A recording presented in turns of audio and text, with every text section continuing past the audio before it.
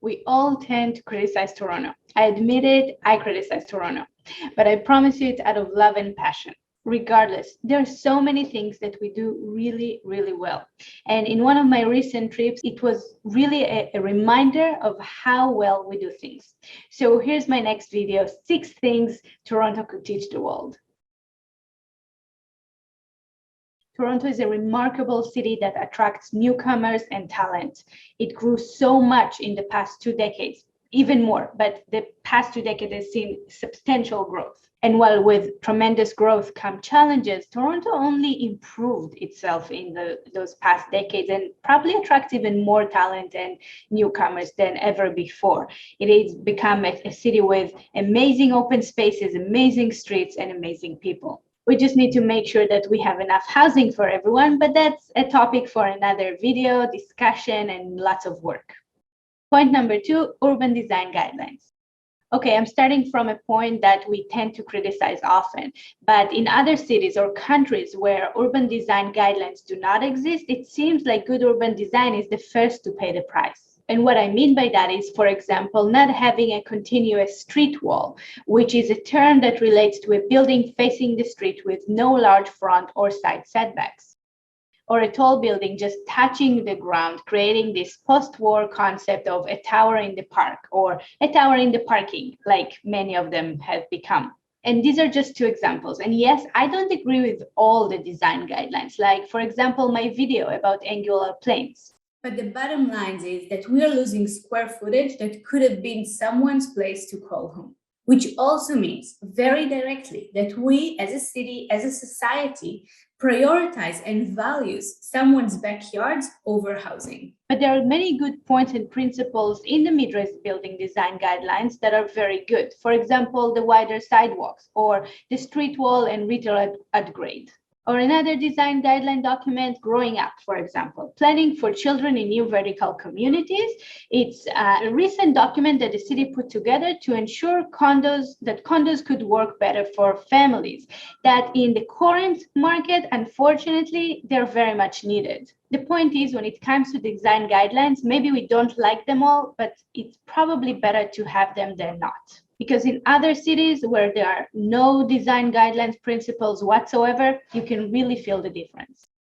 Point number 3, parks, playgrounds, and landscape.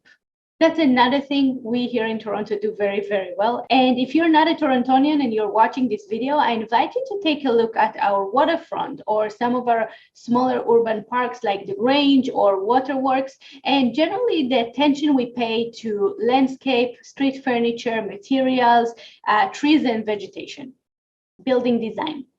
A few months back, I had an interview with the Toronto Star reporter, Bob Reed, and he asked me about the architecture in the city and for my professional opinion about the signature buildings such as Casa Loma or the OCAD building. And my answer was that they don't really matter when the majority of the city is consisted of residential buildings. We need to pay attention to those buildings and don't look at the OCAD building as if the entire identity of Toronto is relying on a single building. Now, there's a lot to be said about some of our residential buildings, and it gives me an idea for another video. But generally speaking, I give credit to the architects in the city for doing a really good job. There are some really interesting buildings in this city, and not just by their shape, of course. I talk about the ground floor, the materials, the balconies, all of that counts. My next point is community engagement. Okay, this is a sensitive topic because if you've been following me for a while, you would know that I believe there's a gap between how much power communities are given and what they actually know about policy and design guidelines. Too often result in just a big waste of time. I was in a council meeting recently and there were residents opposing a new hotel development in King West, which when you think about it, where else would you put an hotel if not in King West? But anyway, they were opposing to the height and use. And in that case, that was a given. It was as of right to allow the height they were asking for and the use.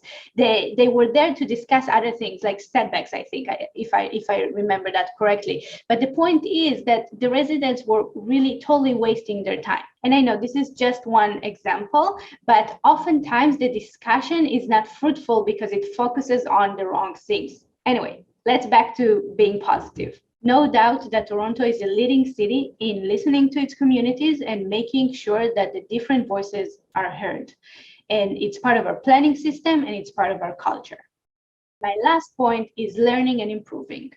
We are actually all trying to get better at it and creating a better city. Take Café TO or Destination Danforth, for example. All of a sudden, Toronto is this new charming city. Instead of having people dining in back patios when you need to guess if there is or there isn't a back patio, all of the restaurants, coffee shops, and bars are celebrating our streets. And it is a remarkable transformation to see. Another aspect of learning is that now the city is revisiting some of our older guidelines. Going back to point number one, the city is now taking a closer look at angular planes. It started with the Danforth study earlier this year, and the city is now taking a closer look at applying other guidelines in lieu of the angular plane. And I look forward to seeing what that could look like. And with that, these were my 6 things that Toronto could teach the world. Thanks for watching.